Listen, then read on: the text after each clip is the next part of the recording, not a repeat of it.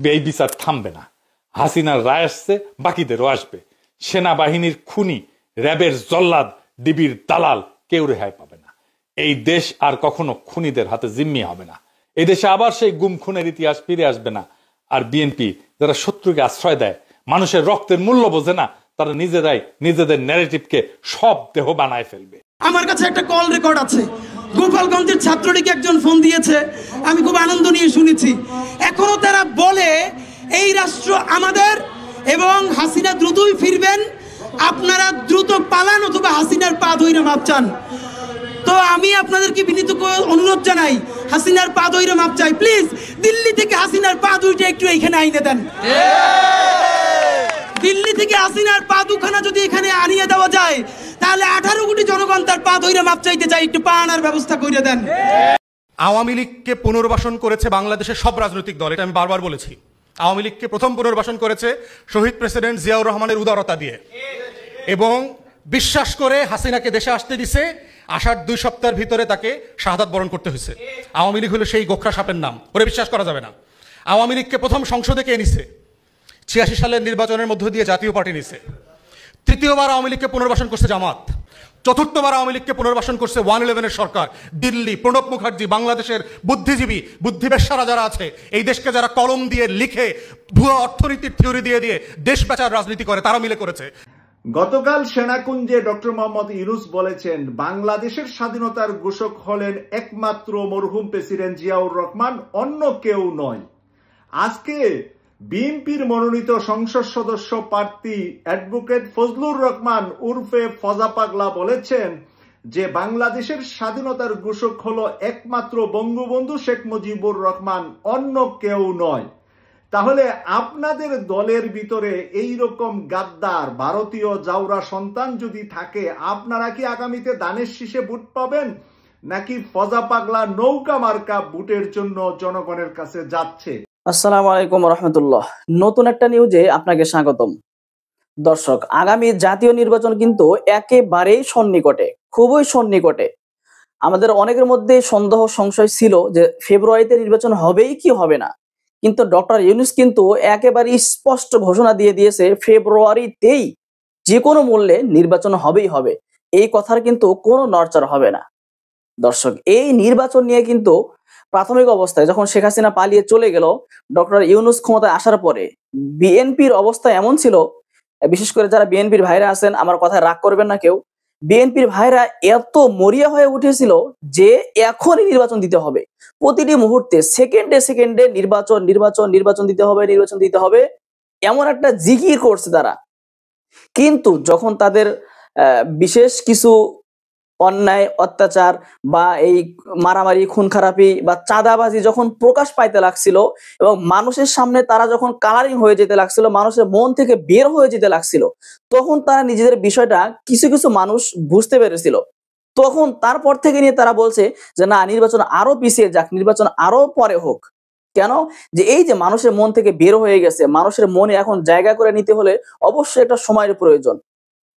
তারা কিন্তু এই জন্য দ্রুত প্রথমে নির্বাচন চেয়েছিল, কিন্তু পরবর্তীতে আবার চেয়েছিল যে না, নির্বাচন আরো দ্রুত দেরিতে হোক। কিন্তু ডক্টর ইউনূস কিন্তু এক কথায় ঘোষণা করে দিয়েছেন ফেব্রুয়ারিতে নির্বাচন হবে। দর্শক, অন্যদিকে আওয়ামী লীগ, ওনারা নির্বাচনে আসার জন্য ওনারাও কিন্তু বিভিন্ন হুমকি দামকি দিয়েছিল যে বাংলাদেশে আওয়ামী লীগ ছাড়া নির্বাচন কিভাবে হয় এটা আমরা দেখে নিব। আওয়ামী লীগ ছাড়া নির্বাচন হলে এই নির্বাচন পৃথিবীর কোনো দেশেই গ্রহণযোগ্যতা পাবে না, এমন কিন্তু হুমকি দামকি দিয়েছিল। কিন্তু আওয়ামী লীগের সেই জননী, আওয়ামী লীগের মা, কাঁঠাল রানী স্বৈরাচার শেখ হাসিনা, আওয়ামী লীগের আফা, উনি কিন্তু ওনার বিপক্ষে রায় চলে গেছে, অর্থাৎ ওনার ফাঁসির রায় কিন্তু হয়ে গিয়েছে। এই জন্য ওই দল কিন্তু এখন আর এই নির্বাচনে অংশগ্রহণ করতে পারছেন না। দর্শক, যে কথা বলতে চাচ্ছি সেটা হলো যে আগামী যে নির্বাচন ফেব্রুয়ারিতে হবেই হবে, এই নির্বাচনে জামাত, বিএনপি বা আরো অন্যান্য দল কিন্তু থাকবে, আওয়ামী লীগ তো নেই। তাহলে আওয়ামী লীগ, এই আওয়ামী লীগ, ছাত্রলীগ, যুবলীগ যাদের ভোটার হয়েছে, যারা ভোটার হয়েছে, এই লোকগুলো কোন দলকে ভোট দিবে? এইটা হলো মূল প্রশ্ন। জামাতকে নাকি বিএনপিকে নাকি এনসিপিকে বা আরো অঙ্গ সংগঠন আছে ওই সমস্ত দলকে ভোট দিবে? এইটা হলো মূল প্রশ্ন। দর্শক, আপনার নিকটে প্রশ্ন থাকলো, আজকের ভিডিওর মধ্যে তো মূল বিস্তারিত আলোচনা রয়েছে যে কাদের পক্ষে বা কাদেরকে ভোট দিবে আওয়ামী লীগ, ভিডিওর মধ্যে কিন্তু মূল বিস্তারিত আলোচনা রয়েই গিয়েছে, অবশ্যই শুনে যাবেন। তারপরেও আপনার নিকটে প্রশ্ন, আপনার কি মনে হয় যে এই আওয়ামী লীগ, যুবলীগ, ছাত্রলীগ, এদের যে ভোটগুলো, এই ভোটগুলো কোন দলে পড়তে পারে? বিএনপিতে, জামাতে, এনসিপিতে বা অন্য অন্য দলে? অবশ্যই কিন্তু ভিডিওর কমেন্ট বক্স খোলা রয়েছে, মন খুলে অবশ্যই ভিডিও কমেন্ট বক্সে একটা মূল্যবান মতামত জানিয়ে যাবেন যে ভোটগুলো কোন দলে যেতে পারে। দর্শক, আমি আর কথা বাড়াবো না, ভিডিওর মূল বিস্তারিত আলোচনাগুলো দেখে আসি। দর্শক, তার আগে বলবো, যারা এখন আমার চ্যানেলটি সাবস্ক্রাইব করেননি, চ্যানেলটি সাবস্ক্রাইব করে পাশে থাকা বেল আইকনটি বাজিয়ে রাখবেন। আর যারা ইতিমধ্যে চ্যানেলটি সাবস্ক্রাইব করেছেন, সকলকে অসংখ্য অসংখ্য ধন্যবাদ। দর্শক, ভিডিওতে একটি লাইক দিয়ে আমরা ধারাবাহিকভাবে ভিডিওর মূল বিস্তারিত আলোচনাগুলো দেখে আসি। বাংলাদেশের একটা প্রবাদ গল্প আছে, সেটা হলো উস্তাদের মায়ের শেষ রাইতে। এই গল্পটা কি আপনারা কেউ জানেন? এই শব্দটা কোত্থেকে আসলো? অনেকে হয়তো জানেন না, আমি আপনাদেরকে বলি। উস্তাদের মায়ের শেষ রাত্রে এই কথাটা আসছে আজকে থেকে আরো বেশ কিছুদিন আগে। এক গ্রামে একজন উস্তাদ ছিল, কুস্তির, রহিম উস্তাদ। তার সাথে কুস্তিতে কেউ পারতো না। তো সেই গ্রামে একটা ইয়াং ছেলে, মানে শহর থেকে কুস্তিগিরি শিখা গেছে, শিখা গ্রামে যায় রহিম উস্তাদরে চ্যালেঞ্জ করছে যে উনি তার সাথে লড়বেন এবং তাকে হারাবেন। তো রহিম উস্তাদ শুনছে, গ্রামের মানুষকে, এই কি পাগল নাকি, এ কেমনে হারাবে? রহিম উস্তাদ এতদিন যাবৎ এই কুস্তিতে প্রথম হয়ে আসতেছে, তার সাথে কেউই পারে না, আর এই ইয়াং ছোকরারা পারবে? তো যাক, এখন যেহেতু চ্যালেঞ্জ দিয়েছে, রহিম উস্তাদ বলছে ঠিক আছে, আমি লড়বো। তো যখন সেই ছেলেটা গ্রামে আসছে, সে আইসা প্রচুর পরিশ্রম করতেছে, মানে প্র্যাকটিস করতেছে, কসরত করতেছে, কিভাবে রহিম উস্তাদকে হারানো যায়। যারা অন্যান্য যে কিছু কুস্তিগিরি আছেন তাদের সাথেও পরামর্শ করতেছে। আর রহিম উস্তাদ দূর থেকে দেখতেছে আর হাসতেছে, বলছে যে কর বাবা, দেখি তুই কতটুকু যাইতে পারস, তুই আমার সাথে আসছিস লড়তে, ঠিক আছে। যাক, অনেক কসরতের পর একসময় রহিম উস্তাদের সাথে দিনক্ষণ ধার্য হইল। তখন বিকালবেলায় এগুলো শুরু হয়, সন্ধ্যার থেকে বেসিক্যালি অনুষ্ঠানটা, আর এর আগে ভাষণ টাষণ দেয়, সন্ধ্যার থেকে অনুষ্ঠানটা শুরু হয়েছে। তো সেই যে ইয়াং ছেলেটা, যার নাম কালু, এই কালু করছে কি, নাইমাই রহিম উস্তাদরে ফাট ফাট করে একটা কিক দিয়ে দিছে। রহিম উস্তাদ নিজেকে সামলাইছে। আর দেখা গেল রহিম উস্তাদ তাকে হিট করতেছে না। মানে রহিম উস্তাদ করতেছে কি, সে আপনার ওই কালুর কাছ থেকে হিট খাইতে পারতেছে না, হিট তো কালু লাগাইতে পারতেছে না, বাট কালু ট্রাই করতেছে, হিট করতে পারতেছে না, কিন্তু কালু কিন্তু একসময় টায়ার্ড হয়ে যেতেছে, বুঝছেন? মানে হিট করতে করতে করতে করতে টায়ার্ড হয়ে যেতেছে। এইভাবে না সারা রাত চলে গেছে। তো ভোরবেলার দিকে, শেষ রাতে, রহিম উস্তাদ এইবার সে তো তখন টায়ার্ড হয় না, সে তো খালি খেলছে অনেরিয়া। সেই যে কালু তার কাছে আসছে, তার উপর থেকে ধইরা আছাড় দিয়া একবারে ফালাইয়া দিছে, এবং এক আছাড়েই খেলা শেষ, রহিম উস্তাদ জিতে গেছে। আর পাবলিক যারা ছিল মাঠে, তারা চিল্লায় উঠছে উস্তাদের মায়ের শেষ সাথে। এটা হলো মেইন গল্পটা। এটা কেন বললাম সেটা পরে আসতেছি। আজকে প্রথমেই শুরু করি আপনার এই যে ভূমিকম্প নিয়ে। দেখেন, যখন বৃহস্পতিবার মানে দিনগত রাতে, মানে আমাদের এখানে বৃহস্পতিবার ভোর, শুক্রবার সকাল বাংলাদেশে, এই তখন এইখানে 5টা 40 বাজে। হ্যাঁ, তা আমি আমার ল্যাপটপে কাজ করতেছি, আর পাশে মোবাইলটা রেখে দিছি। তো মোবাইলে কোনো নোটিফিকেশন আসলে একটা শব্দ হয়, একটা বিপ হয়, আপনারা দেখেন। হঠাৎ করে দেখলাম একটা নোটিফিকেশন যমুনা টিভির। দেখলাম কি ব্যাপার, ভূমিকম্প ঢাকায় 5.2 মাত্রায় বলতেছে ওরা। পরে শুনছি এটা 7 মাত্রা, 5.7। তো ভূমিকম্প হয়ে গেছে। ন্যাচারালি সব কাজ টাজ বন্ধ করে দিলাম, বন্ধ করে দিয়ে এদিক ওদিক ফোন করা শুরু করলাম। ঢাকায় যারা আছে বন্ধু বান্ধব সবারই ফোন করা শুরু করলাম। এভাবে সারা রাত্রে চলে গেল। তো ভূমিকম্পের পরে আল্লাহর রহমতে এমন কোনো ক্ষয়ক্ষতি হয় না, যা হবার কথা ছিল। যেভাবে কম্পন হয়েছে, যার সাথেই কথা বলছি সবারই একটা কথা, ভাই বিশ্বাস করবেন এটা কি দেখলাম। আসলেও মারাত্মক একটা কিছু হয়েছে, যেটা যারা দেখছে তারা বলতে পারে। আমার এক পরিচিত, আমি উত্তরায় যে আসি, ওইখানে এক ফ্ল্যাটে আমার পরিচিত লোক ছিল 15 তলায়। তার যে কি করুণ অবস্থা, তার কাছ থেকে ঘটনা শুনছি। শোনার পরে না আমি একটা জিনিস বিশ্লেষণ করছি, বাংলাদেশের মানুষের উপর আল্লাহর একটা অশেষ রহমত আছে। চিন্তা করছেন, এই 8 থেকে 10 সেকেন্ডের ভূমিকম্প যখন সব কিছু দুলাইতেছে, ঢাকা শহর তো নিশ্চিহ্ন হয়ে যাওয়ার কথা। হোক 5.7, আমরা অনেক আগের থেকে শুনতেছিলাম না ঢাকায় যদি একটা ছোট আকারে ভূমিকম্প হয় ঢাকা শহর মাটিতে বিলীন হয়ে যাবে, কিন্তু সেই তুলনায় এমন কোনো ক্ষতি হয় না। হ্যাঁ, 8-10 জনের প্রাণহানি হয়েছে, এত বড় ঘটনার পর আরও বিরাট কিছু ঘটতে পারত। আল্লাহর অশেষ রহমত। আমার মনে হয় বাংলাদেশের মানুষ এমনিতে যেমনটাই হোক, এদের উপরে আল্লাহর একটা বিশেষ রহমত আছে, আপনি যেভাবেই বলেন। নাহলে এই 5.7 পৃথিবীর অনেক জায়গায় হাজার হাজার লোক মারা গেছে, সেটা চায়না ধরেন, ইন্দোনেশিয়া ধরেন, বালি ধরেন, যে কোনো জায়গায় ধরেন, হয়েছে ঘটনা, সারা পৃথিবীতে আছে। আপনি যদি ইতিহাস ঘাইটা দেখেন, আমি ChatGPT জিজ্ঞেস করছি, বহু দেশে 5.2, 5.5, 5.7 বহু মানুষের প্রাণহানি হয়েছে, আমাদের হয় নাই। এতে করে বিশ্বাস হয়। আবারও বলি, আল্লাহর একটা বিশেষ রহমত আমাদের উপরে আছে, আপনি যেভাবেই বলেন। নইলে ঢাকা শহরে ক্যাটাস্ট্রফ হয়ে যেত, যেভাবে বিল্ডিং দুলছে। হ্যাঁ, এখন অনেকে বলতেছে আরও যদি 10 সেকেন্ড হইতো, আরে ভাই সেটা তো অন্য লাভ, কী হইলে কী হইতো সেটা তো অন্য আলোচনা। যা হইছে এতে করে আরও অনেক বিপর্যয় ঘটতে পারতো, আরও অনেক মানুষের ক্ষয়ক্ষতি হইতে পারতো, আরও অনেক ক্যাজুয়ালিটি হইতে পারতো। সেটা হলে একমাত্র বাংলাদেশের মানুষকে আল্লাহ পছন্দ করে। এবার আসি পলিটিক্সে। দেখেন, আপনি যে দেখছেন, আপনি কি আজ থেকে এই 15-20 দিন আগেও ভাবছেন যে বাংলাদেশে কনফার্ম ইলেকশন হবে? না, আপনি নিজেও কনফিউশনে ছিলেন। আপনি ভাবছেন দূর ইলেকশন হবে কি না, কী হচ্ছে না হচ্ছে, ইলেকশন মনে হবে না। কিন্তু এখন স্পষ্টত প্রমাণিত ইলেকশন হচ্ছে। এর বড় প্রমাণ হলো আজকে, মানে গতকালকে প্রধান উপদেষ্টা সশস্ত্র বাহিনী দিবসে ক্যান্টনমেন্টে যে ভাষণ দিয়েছে, সেখানে মাননীয় খালেদা জিয়াও ছিলেন। কি সৌহার্দ্যপূর্ণ পরিবেশ! এই প্রফেসর ডক্টর মোহাম্মদ ইউনূসের সাথে ওয়াকারুজ্জামান সাহেবের একটা বৈরী সম্পর্ক, এটা বিভিন্নভাবে রাষ্ট্র হয়েছে কিন্তু বাংলাদেশে, বিভিন্ন মানুষ বলছে।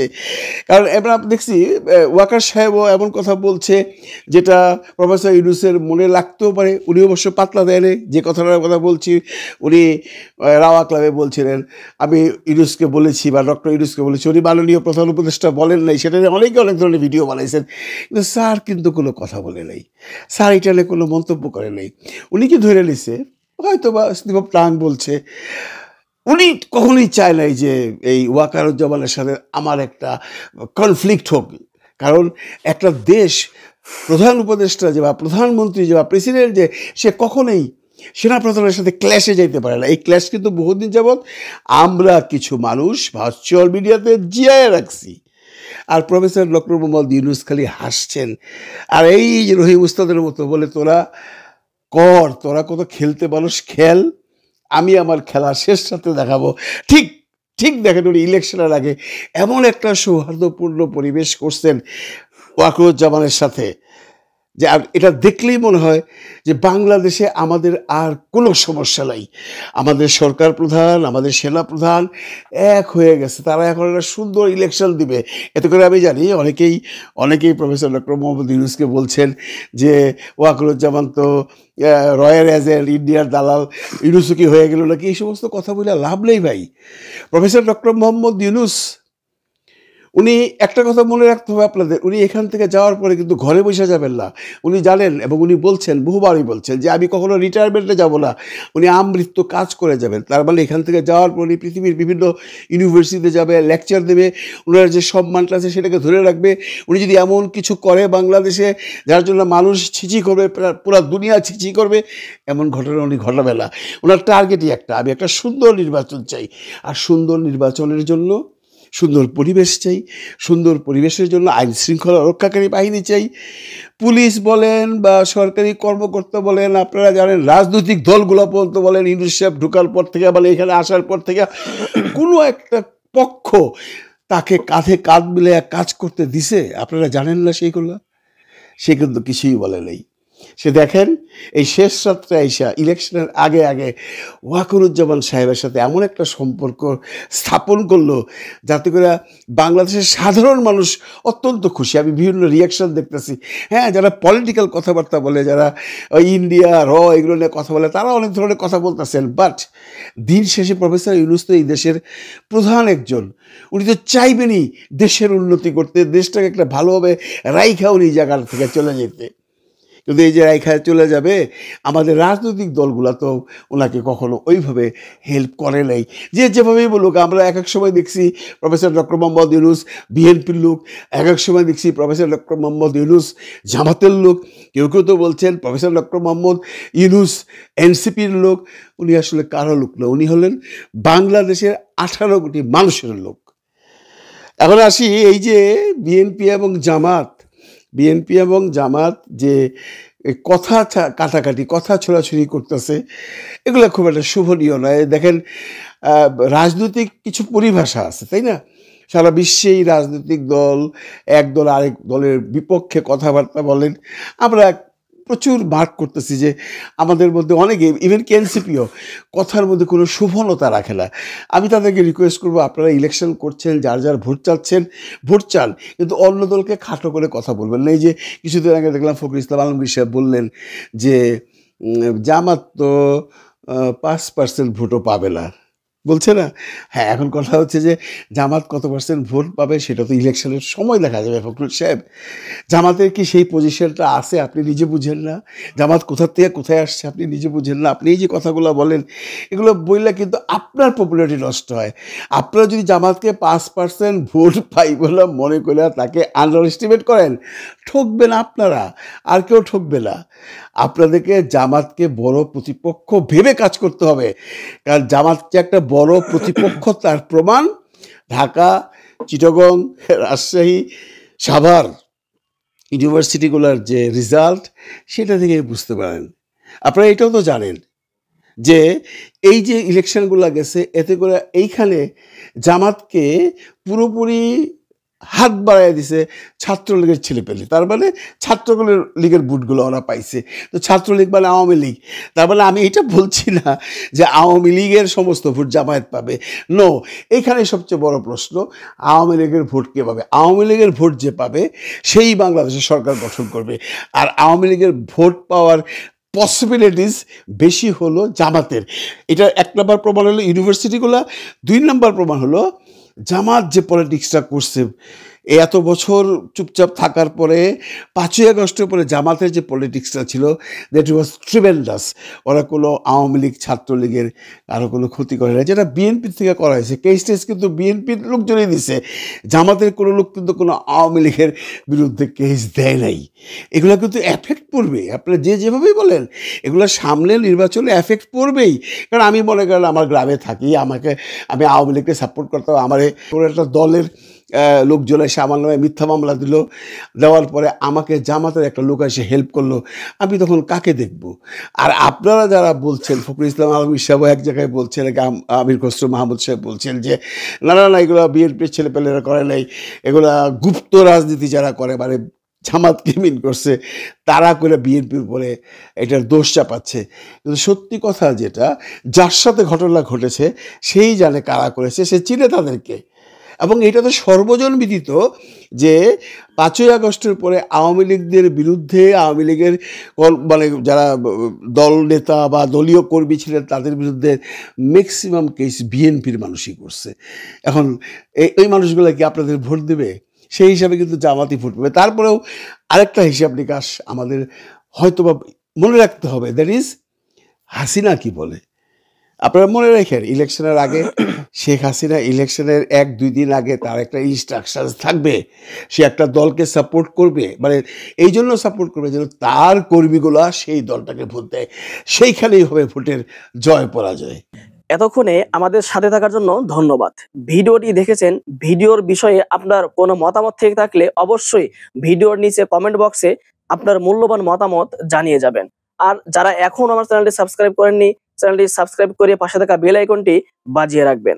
দর্শক, সবাই ভালো থাকবেন, সুস্থ থাকবেন। আবারও দেখা হচ্ছে পরবর্তী কোনো ভিডিও নিয়ে।